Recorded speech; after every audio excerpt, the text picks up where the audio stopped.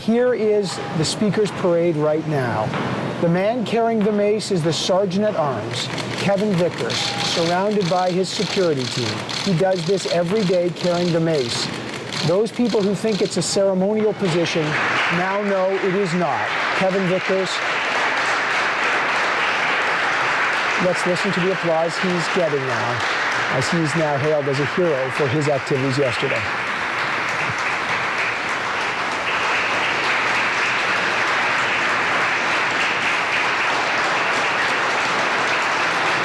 Kevin Vickers is widely seen as a hero yesterday.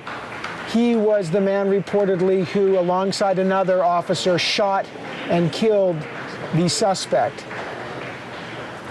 It was a day that we've never seen on Parliament Hill. Kevin Vickers realized the hill he is charged with protecting was under grave attack. He found his weapon in his office, and down some of these very halls where he's walking now, he took off that hat, but he was still in his ceremonial garb, as you see it there. He took his weapon and he protected Parliament. What we're going to see is him as he walks into Parliament now. Let's listen to the applause that he's getting right now.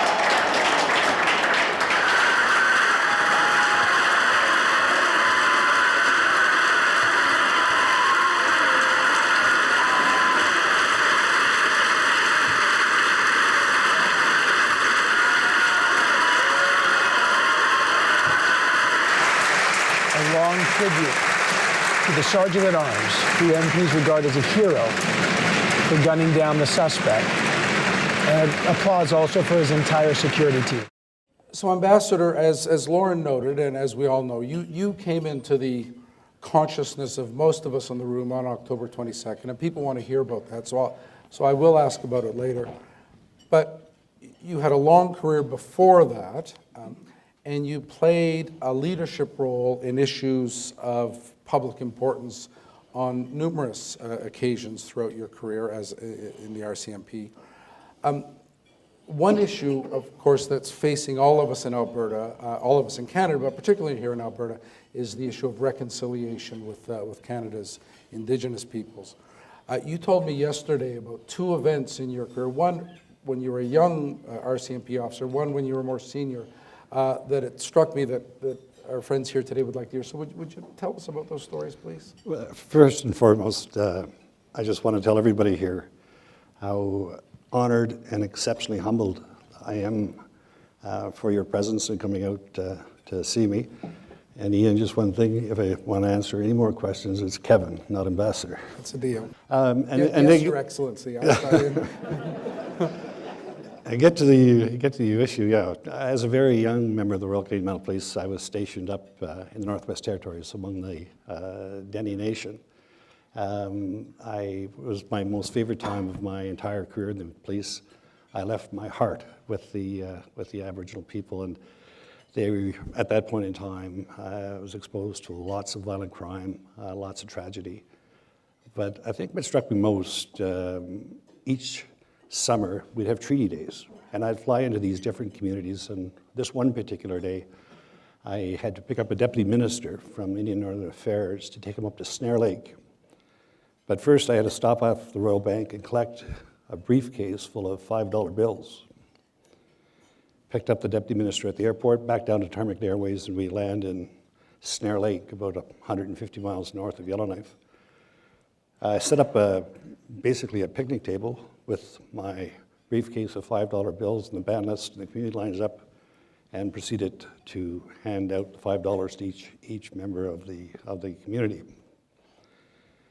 After the treaty was done, we were invited to the community center, and the deputy minister was invited to speak, and he began and told them how lucky they were to now be part of Canada. They'd have free education, health care, and all the great things that Canadians had to offer. And I was standing off at the corner of my red serge, my Stetson, 21 years old, but in the back of the room, there's a 91-year-old lady. Her name was Monique Arrowmaker.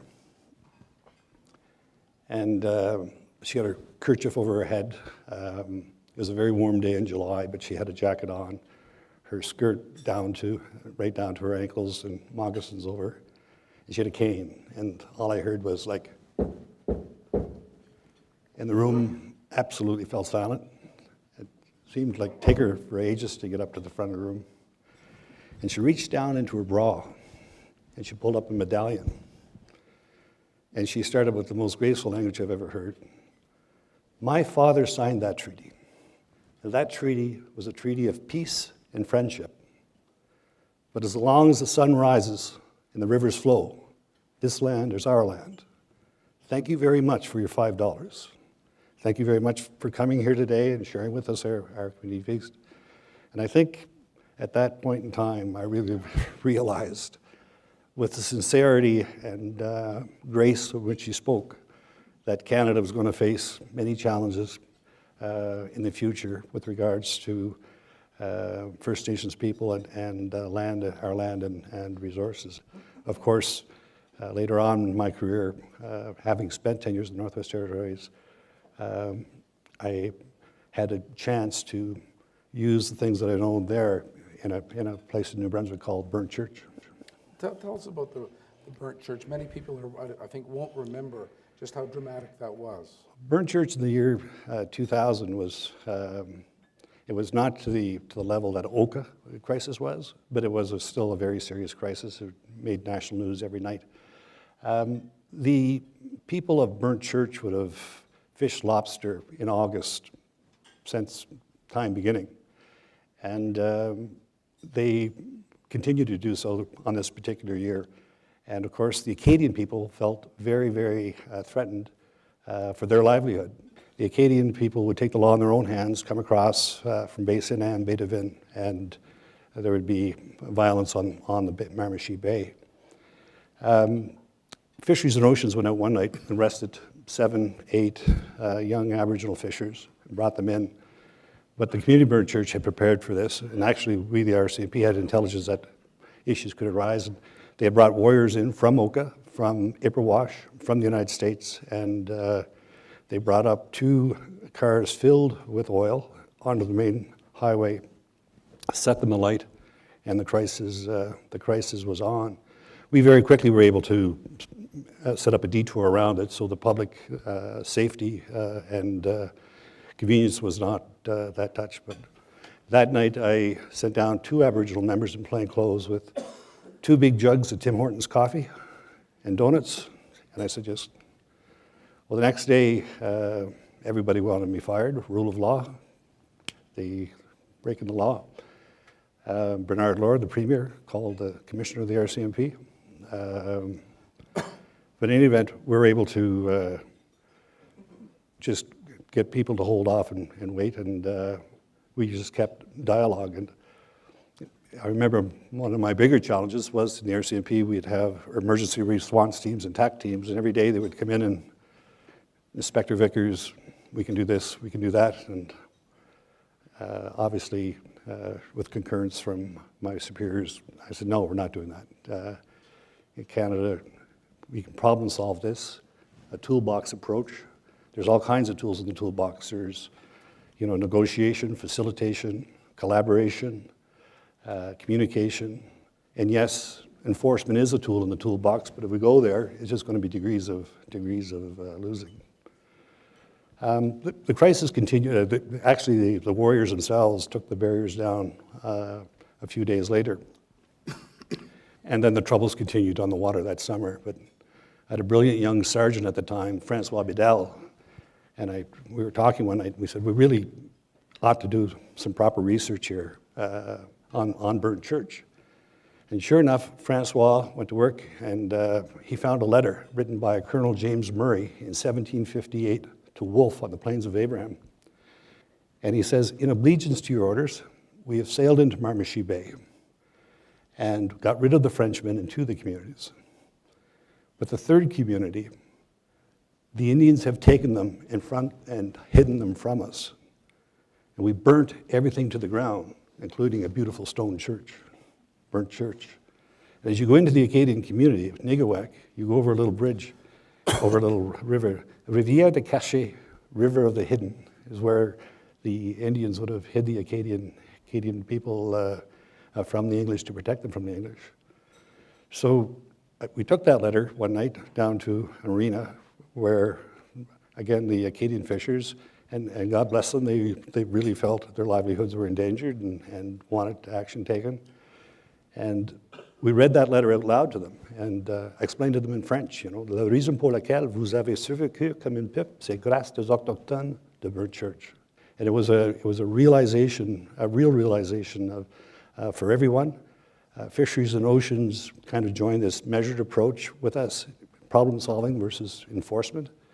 And we came up with some really unique ideas to resolve the matter with everybody's concurrence, and that was when commercial fishers retired, those licenses could be passed and shared with the Aboriginal community. And they had a training program. They took young French Acadian fellows to educate and help the Aboriginals learn how to fish, quote, legally in the legal system with the lobster boats. So it was a real win-win. So you've described two stories, the first in which a young mounted policeman observed a moment of high drama, and another in which a senior and seasoned mounted policeman led during a drama. Can you use those bookmarks to talk about your evolution as a leader and the kinds of lessons you've learned about leadership? That's something this audience is. Well, leadership, and I guess first and foremost, if I had a mentor, it's my father. And he emphasized, instilled, ingrained in me the importance of values, honesty, integrity. But the one that he used most was always, I could hear him yet, respecting the dignity of people. And with that comes a genuine care for your employees. What comes from that is, and flows from that, is in your everyday practice, in not only your management style, but in leadership and setting visions and goals. Your values are your compass, and the values of an organization and your own personal values, those are what direct you, and that's what sets the direction that you lead with. So I think, Ian, it's that practicing each and every day in front of your employees, with your employees, and you as a person to hold those values out there and wear those values on the cuffs of your sleeves that will make you successful as a leader.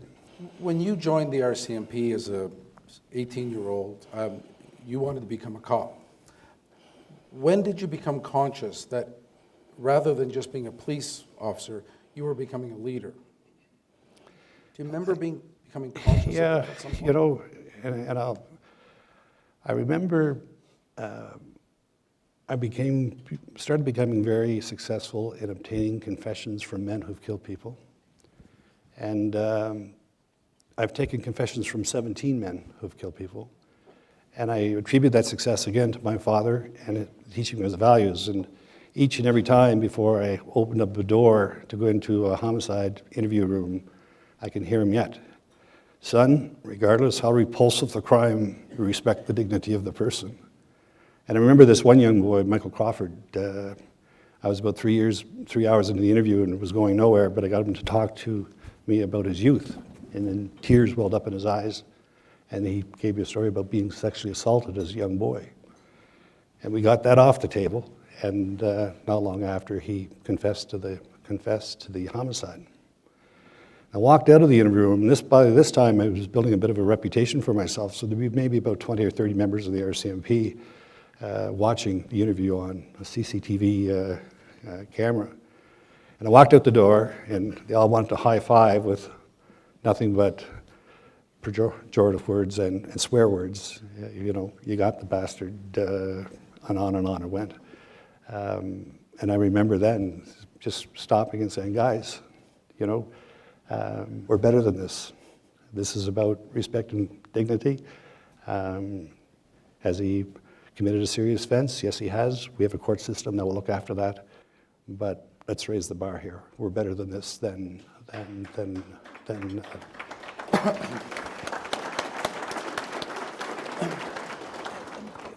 Kevin, can you talk then about being what I might call a unique leader in within a much bigger, more bureaucratic structure? Because what you just described there was an illustration of you taking a different path, going against the norm. How does one do that in a big corporate organization, whether it's a uniformed one like the RCMP or a business one like many of our guests here work in?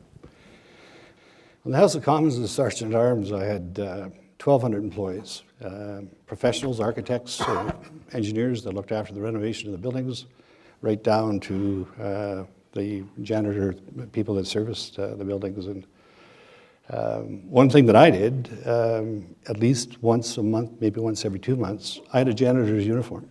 And I would go out with the janitors for 4 or 5 hours in the morning and do the rounds with them. I remember this one particular case where I was with this young Francophone janitor, and we went into a member's of Parliament's office together, and the member obviously was having a hard day, a rough day. He was frustrated, but anyways, the young janitor asked him, "Okay, we do your recycling, your recycling," and the MP barked at him, and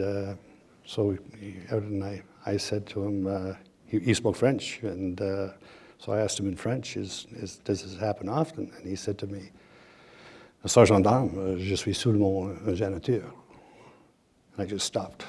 I said, "No, you actually make this place run." And none of our employees should ever be subjected to that type of abuse. And I went to the party whip at the time, John Duncan, and I said, "John, this is just unacceptable." And needless to say, I was well appreciated by the janitorial staff at the House of Commons. Another story that folks I think would like to hear is the story of how you got the job as Sergeant at Arms. Well, as I say, it was a budget of $59 million, 1,200 employees. It looks after all the operations of supporting the House of Commons, from the renovations of the buildings to food services to looking after the mail, 9,000 cellular telephones, I think, out across the country, a fleet of 27 trucks for transportation, total of 32 buildings, 10,000 room reservations a year. It's a big. So senior appointments is where I was invited for the interview. And it was a typical executive interview, strategic priorities, performance management, performance measurement. But the last question was, why do you want to become the Sergeant at Arms? And I stopped for a second and got thinking, and I said, I had an Aunt Anne Marie, and you can see them all around the table, senior PCO appointment, looking at one another. I said, she taught me a poem, and it's called The Mending Wall by Robert Frost. And then it was really quiet in the room. And I said, before I started, I came down here, I never thought I'd ever do anything else other than being a member of the RCMP. And I arrived down there, and there's a father and a son playing Frisbee on the lawns. And I fell in love with the place, and I wanted to protect the place. And that was my love. But anyway, I started with the poem, and I right in front of everyone. Something there is that does not love a wall, that makes the frozen ground swell up under it, that wants it down. Before I built a wall, I would ask what I was walling in and what I was walling out, and to whom I'd be likely to give offense. Something there is that does not love a wall, that wants it down. I stopped and I said, if you people make me the Sergeant at Arms, there will be no walls built around Canada's Parliament building. I looked around the table and saw a few of them with tears in their eyes and said, yes. That's beautiful. Thank you very much.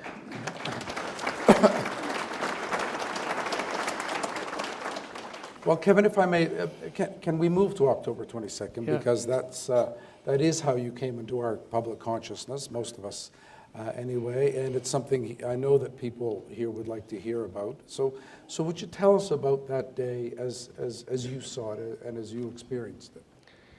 Yeah, I just got back from meetings, and it would be just a few minutes before 10 a.m. and I had heard gunshots, and as I now know, this gentleman, Michael Zioff Bibeau, had shot and killed young Corporal Nathan Cirillo at the War Memorial. Came into our building. We have a magnificent young constable in House of Commons, Samian's son, and Samian grabbed him as soon as he came into the building and struggled with the gun, and Samian was roaring at the time, gun, gun, and the bullet went off. And when I heard that bullet in my office, I knew immediately that was it. And then he came up the steps of the rotunda, and there was a constable, Max Mallow, there, the security guard, and he shot at Max and just missed him, the bullet hitting the pillar with a spray of granite and marble. And Max shot him several times, and you can see this on video that he was hit. Now, of course, I didn't realize this, but he kept shooting, and our officers kept shooting at him, and he went down, hid behind a pillar. And I came out, and there's a constable eternal telling me where exactly he was hidden, just at the front entrance of the library door. So I immediately went right over there, and I could hear him breathing, and the gun barrel was right there. There was a time that I thought I'd maybe just grab the gun barrel, but the sound of his breathing, I'll never forget. It was a horrendous sound, an eerie sound. So in any event, at the same time, 4 members of the RCMP were coming up, and he shot and fired a bullet. The moment he shot and fired a bullet, I leaped, and I started, and as well, the RCMP officers came in, and they were shooting as well, and that was that. But basically, an hour or so later, the Ottawa City Police asked me to go downtown and do what police do and get that straightened out. But, leadership in crisis and following a crisis, I think probably one of the most important things I can tell people here is your own people, making sure that they're okay. And then yourself. And that night, about 5:30 in the morning, I woke up and I was crying. And I could hear the bullets. I could hear the gunshots. And I didn't go back to sleep. But anyway, about 7:30, my mother, Monica, calls and she says, "Kevin, I think you should come home." I said, "Mom, I'm fine." Of course I'm fine. Just woke up crying. But anyway, that was it. And the video that you witnessed happened that day. It's around the world. But anyways, the next morning, same time, she calls again. She says, "Kevin, I think you should come home." And it's, "Mom, look at Friday, same phone call. Well, what about your son Andrew and your daughter Laura?" I said, "Mom, Andrew's a police officer. He's fine. Laura's a school teacher. She's fine." And Saturday morning was, "Kevin, Michael, I want you home." So I called the clerk of the House of Commons and said, "Look, I got to go home." And I left late in Ottawa. I drove through this horrendous road called the Plaster Rock Renews Highway, and I was saying to myself, what am I going to do when I get home? And I thought of the 17 men that I've obtained confessions from, and Michael Zioff Bibeau as myself and the team had dealt with, and I said, I'll pray for them. And I arrived home and I phoned at 4 o'clock in the morning of Father Leon Creamer. He was our family priest, and I said, "Father, would you come up at 10 o'clock this morning and say Mass in a Catholic service?" He said, "Yes, Kevin." And then I phoned my daughter Laura, who was awake, breastfeeding my 4-week-old grandson, Lachlan. And she said, "Dad, we'll come." And we called a couple of my aunts who were sisters, and they were in St. John, New Brunswick, so they had about a 3-hour drive. They said they were coming. So I went to bed, 8:30, I phoned my mom, and I said, "Mom, I'm home." And she was ecstatic. And called my sister Mary and my son Andrew. We all gathered for our Catholic service. Anyways, in the Catholic service, after the first and second readings, there's prayers, intention of faith, and my back to the value piece again, and how lucky I was to have those instilled in me. Mum says a prayer for Kathy Cirillo, who was the mother of the young soldier that was killed that day, and then she says a prayer for the gentleman that I was involved with, or the individual I was involved with, Michael Ziaf-Bubo's mother, Suzanne. And I was sitting with Lachlan on my lap, 4 weeks old, and Luke and Reese. And I can't, this is the value piece. I said a prayer for Michael Ziaf-Bubo and asked forgiveness for his sins. It was after Mass was over, I went down to the river, and I used to fish trout as a boy and fly fish now for salmon. And I said, Mom was right. I needed to become home. And, bless her, he was right. And after that, I was fine. That was a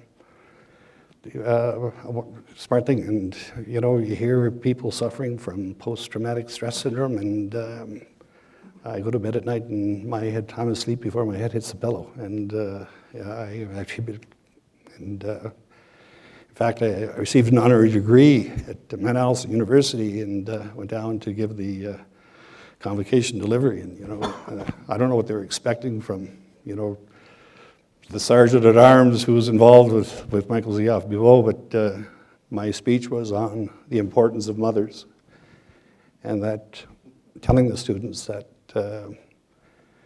you will have your October 22nd, and to always remember that your mother will always be there for you. Thank you, Elizabeth.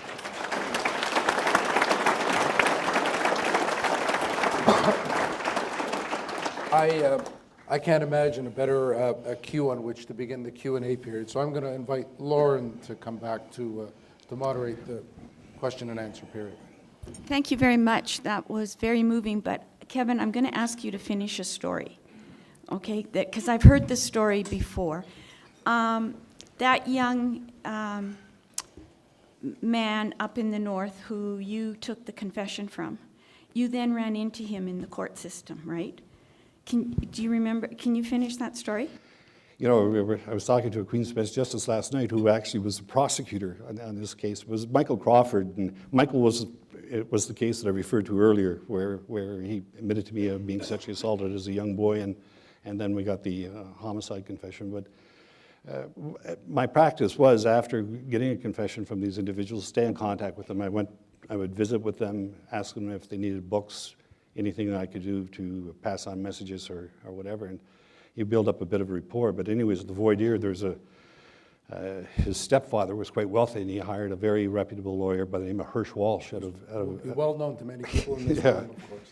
And voir dire is a trial within a trial for the admissibility of a statement. And Hirsch, he went up one side of me and down the other. You would have said anything to get my client, and he just attack, and in the middle of his cross-examination of me in the voir dire, the accused, Michael Crawford, looked up at him and said, "You leave Kevin alone." And so anyways, there was an adjournment, and the Crown and defense got together, and they came to satisfactory agreement as to sentence, and that was the end of that. And I think that's a really important story in the sense of the need to respect individuals regardless of some of the behaviors that they have engaged in. Okay, I'd like to review how we do Q&A, because I'm sure there's lots of questions out there, and we've got lots of time for them. So what we have is we have a roving mic system, and if you put up your hand, one of the individuals will come around with the mic, and you will then have the opportunity to ask a question. Is there somebody who has a question that we can move to right away? Okay? If not, I'm going to give you time to think about it. I'm going to be very controversial. I've had lots of time to talk to Kevin, and we started off on the First Nations and how to manage the First Nations. We had the announcement from our Prime Minister yesterday about what's going to happen with Kinder Morgan. But Kevin, I'm going to put you on the spot because he has a proposed out-of-the-box idea for how we might solve this major crisis in Canada. Well, it's nice being an ambassador. Yeah, that's right.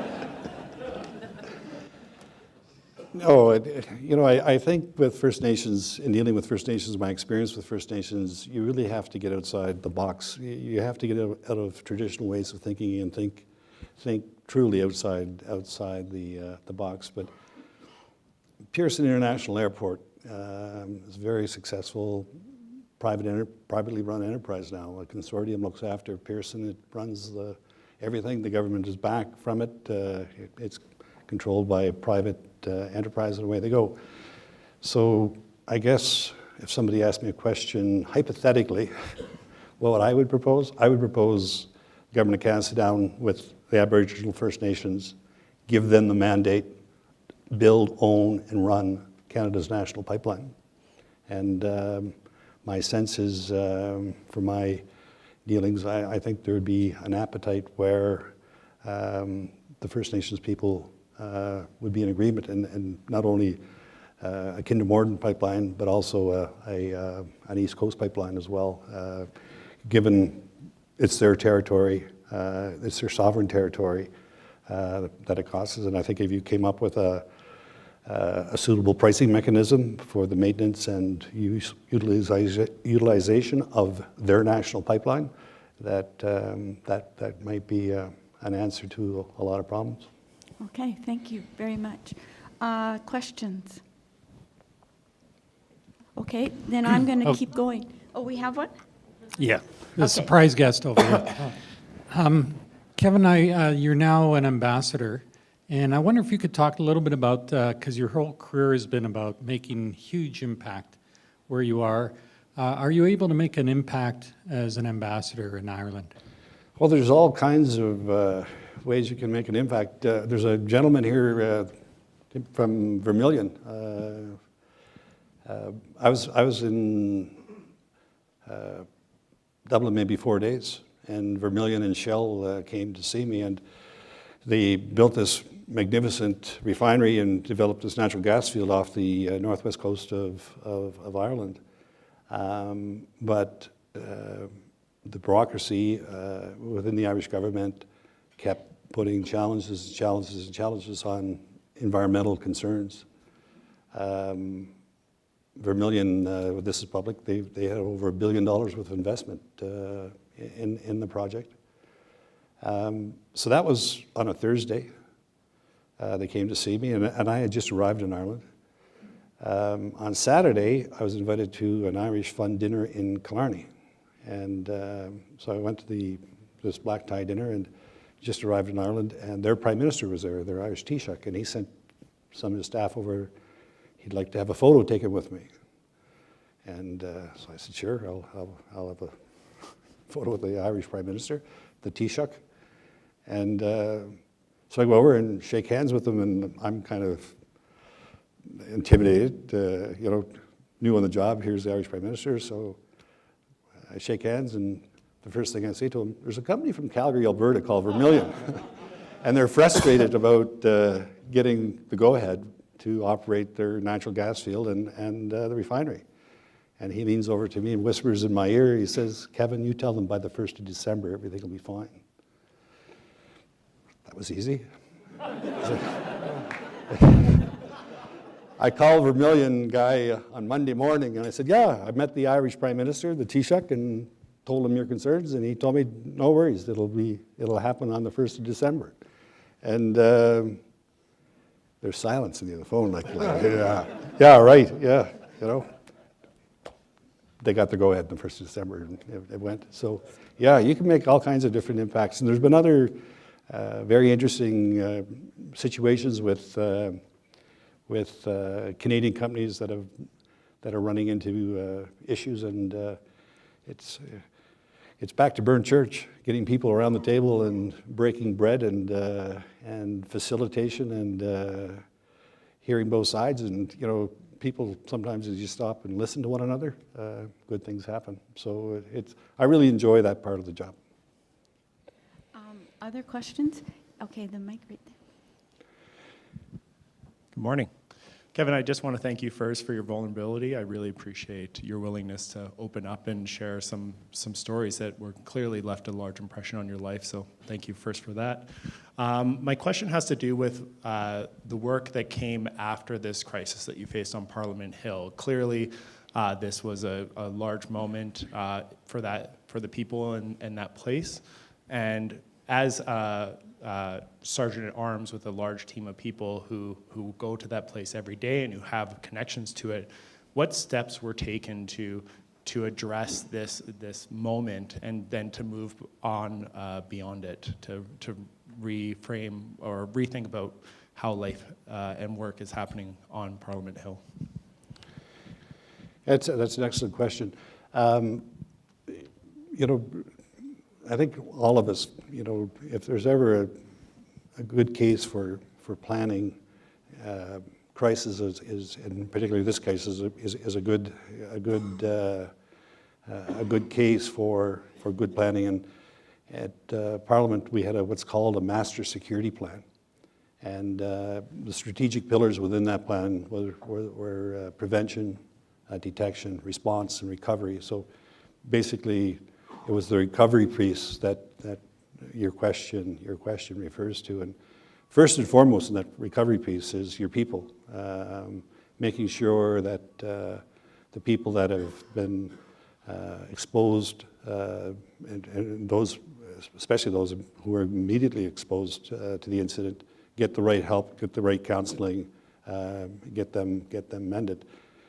The other next step, important step, is your frontline supervisor managers, is you got to get them out of the victim mentality back into their operational mentality.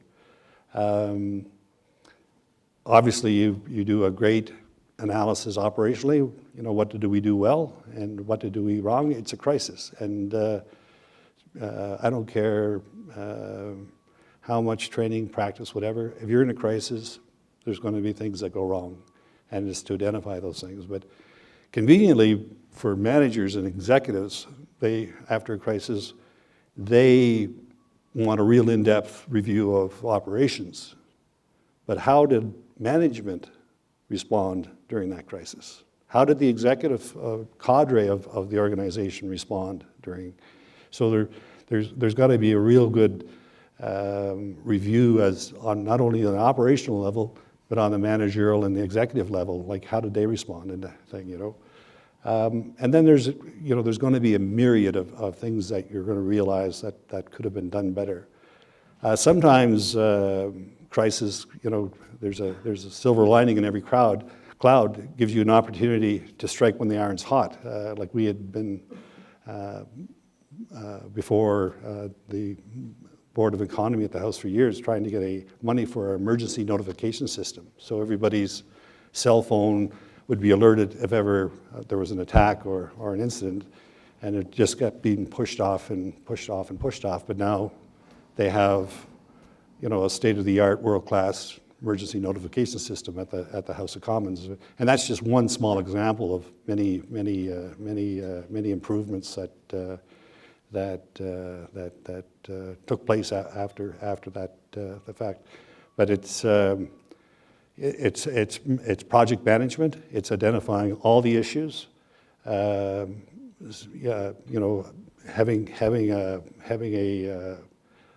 an organization system that each of those issues is going to have its own electronic file or whatever, and have a file coordinator that's going to follow up on each and every one of those things to bring it back, and hopefully the next time around, God forbid if it ever did happen again, that any gaps that were identified are closed, and we're in a better position to deal with it. Okay, thank you, Kevin. Other questions? Okay. Kevin, getting back to your current assignment, of all the countries in Europe, Ireland kind of went through probably the deepest depression. Ireland and Greece got mentioned in the same sentence, 2008. The economy's coming back. What's it like now for Canadian companies to be doing business in Ireland?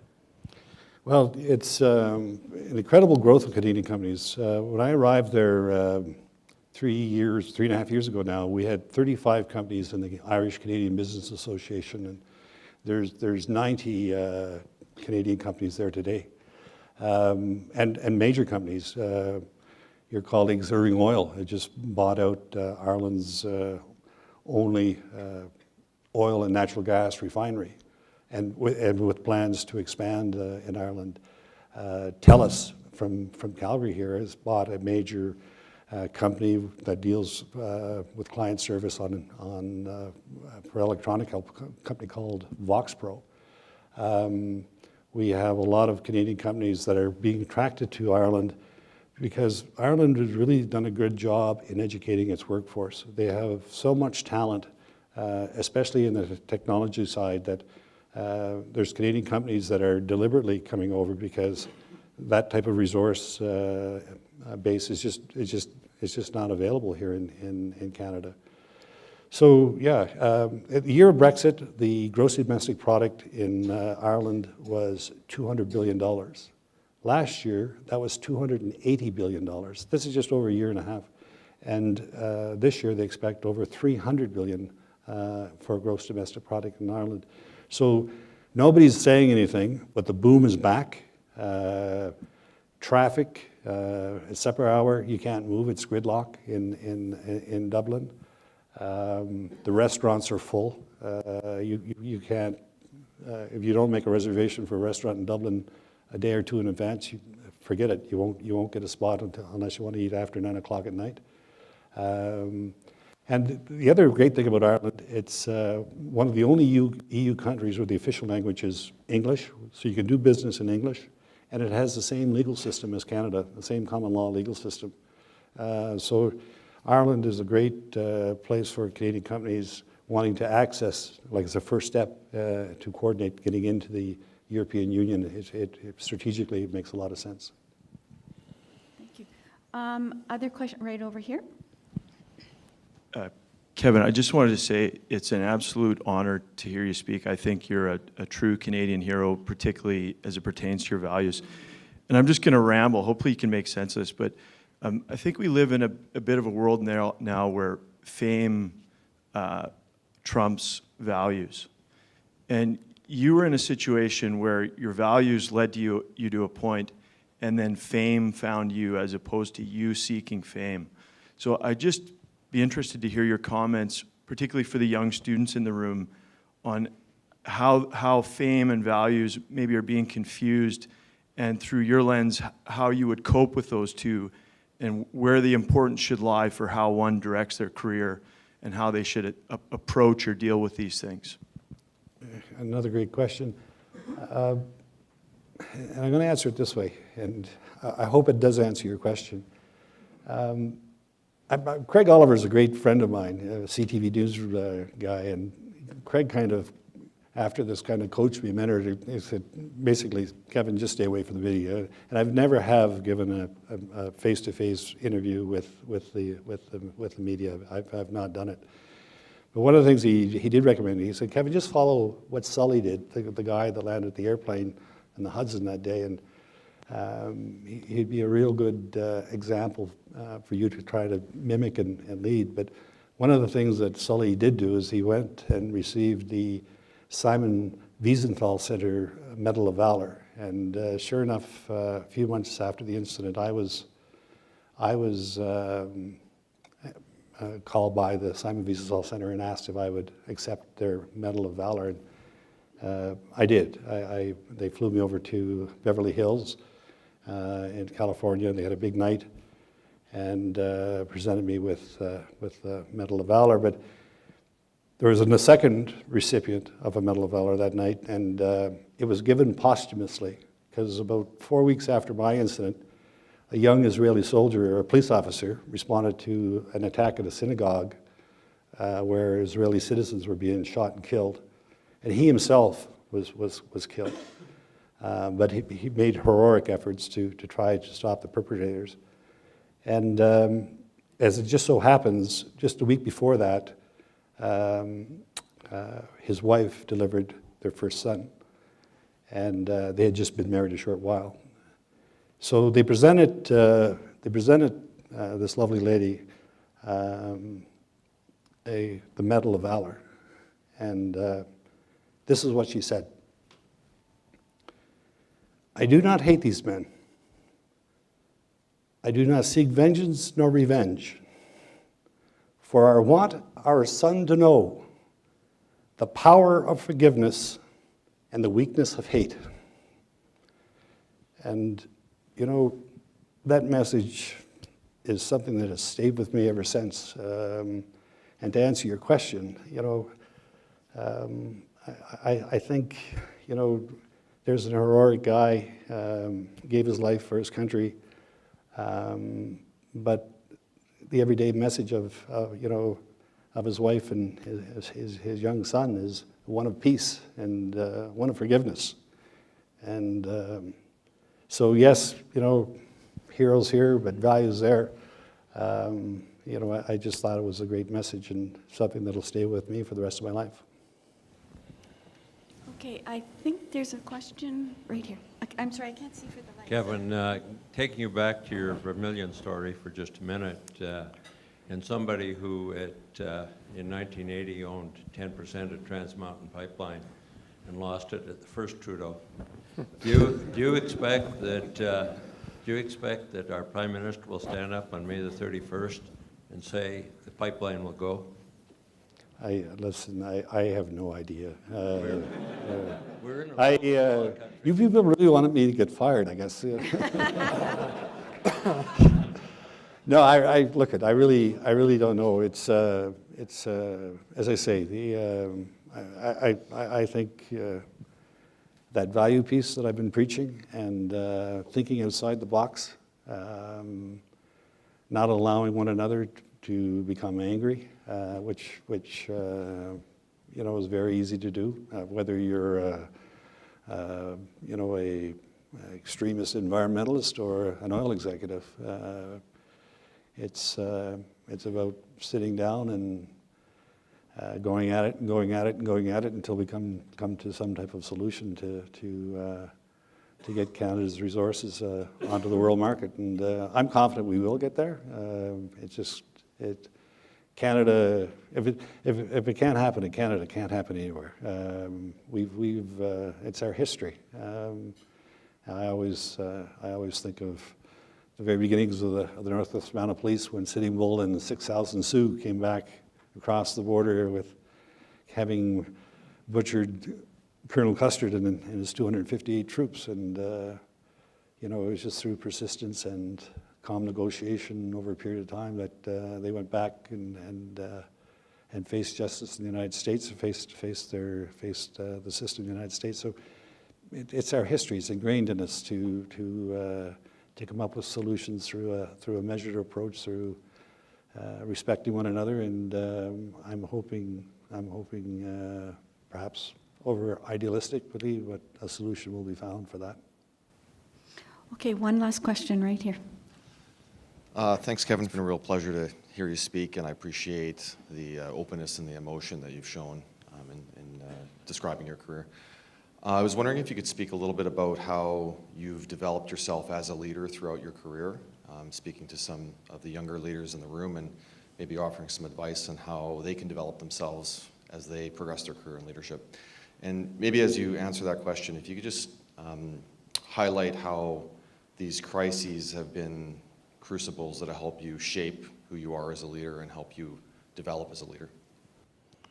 Yeah, you know, I early on in my career, I was fortunate to run into a gentleman, an inspector in the RCMP, a fellow by the name of Don McDermott. And he was a prince. I had dinner with him last night. But very early on in my career, you know, he was polished, he was respectful, he was the truest, he was the essence of being a gentleman. And those qualities made him a leader in the Royal Canadian Mounted Police. And I was fortunate enough that he saw things in me where he, throughout my career, throughout my life, and to this day, remains my mentor. So I think that's a real key, to identify someone in your organization or a friend that you would respect and admire, and you want to be like who they are, and follow their example. That I think that's a piece of it. You know, the whole leadership thing, you know, I see Jerry Lynch is here in the office today, or in the audience today, previous assistant commissioner in the force. Training, you know, and I don't care what type of training, but training and experience makes you masterful. Training and experience makes you masterful. And, you know, when the time comes, and I don't care what the crisis is or what type of crisis it is, that training and that experience will make you masterful. It will serve its serve. And experience, you know, the only way you're going to get it is live it. And so I think, you know, you really have to be flexible and mobile in an organization.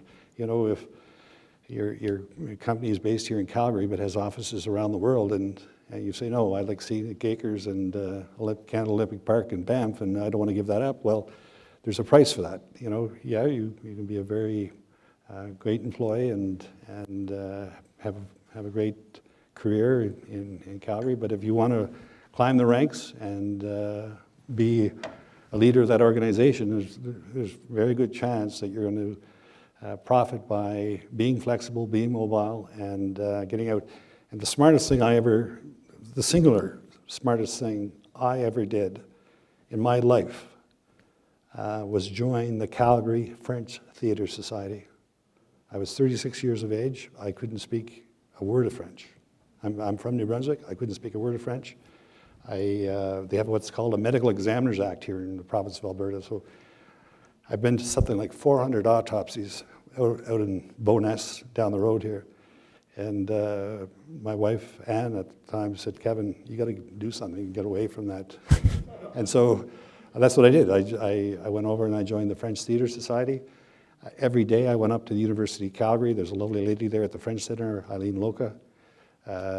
She kind of accepted me. So every day I took my brown bag lunch and went to the University of Calgary and persevered, and finally got selected to go on French language training.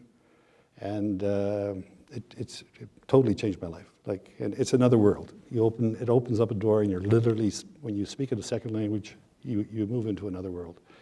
And I, before the incident in Ottawa, I was well on my way in Spanish at Algonquin College in Ottawa.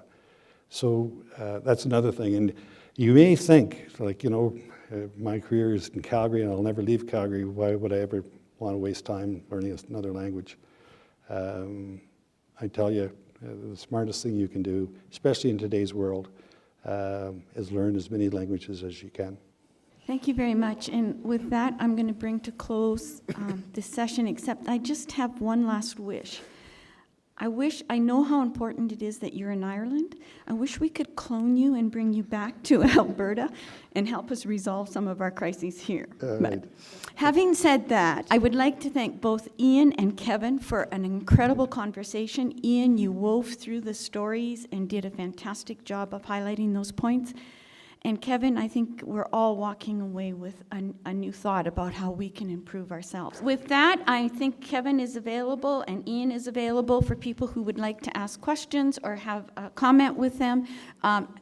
Kevin may even be willing to have his picture taken with you if you have your cell phone available. Buy the Canadian flag if you want. But thank you very much for coming. Thank you very much.